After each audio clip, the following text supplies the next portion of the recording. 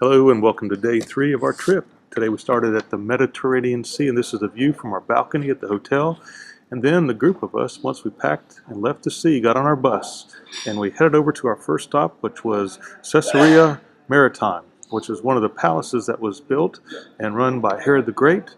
Here's the amphitheater where they used to watch, 4,000 seats, which is a 10% of the city population of 40,000. Here is the stone attributed to Pontius Pilate, because he was recognized as the governor in that area, a governing person. Here's some of the other excavations that were there as we walked through various gates to the city. This gate says it's closed, but it was actually opened. There was a group of school kids rolling down the hill here, so we thought they were having fun. These are one of the moats and the funny walls that they had that would keep the people out that were trying to get in, and it was a pretty well fortified fortress that was there. Some beautiful gates and flowers that surrounded this place. They had to bring water in from this aqueduct, which was 17 miles long. It brought fresh water all the way from Mount Carmel to the ocean so they could have fresh water. Next on our stop then was Zippori, which was a mountain village, and it gets its name because it was called, looked like a bird that was perched on the side of a mountain. The neat thing about this area, as well as visiting the ruins, was that we believe this is where Jesus and his Father would walk to from Nazareth, and they actually did some of their work here, possibly together, and not only working with wood, but also with stone, and helped to make some things.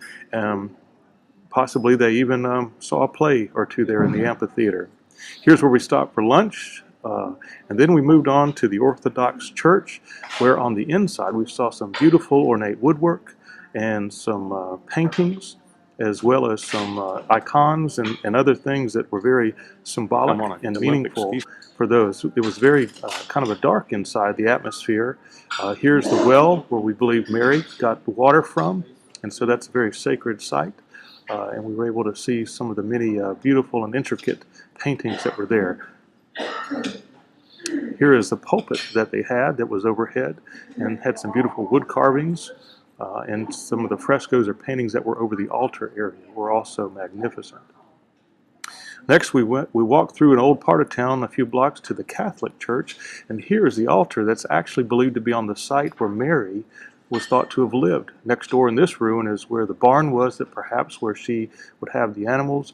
And as you come up out of this altar area space where her house was, we moved upstairs to a beautiful sanctuary area where people actually have Mass, and this is a congregation that's here. Underneath the church there's some ruins as well there, and this is the side of the church as we left. Tune in tomorrow for the next day. See you then.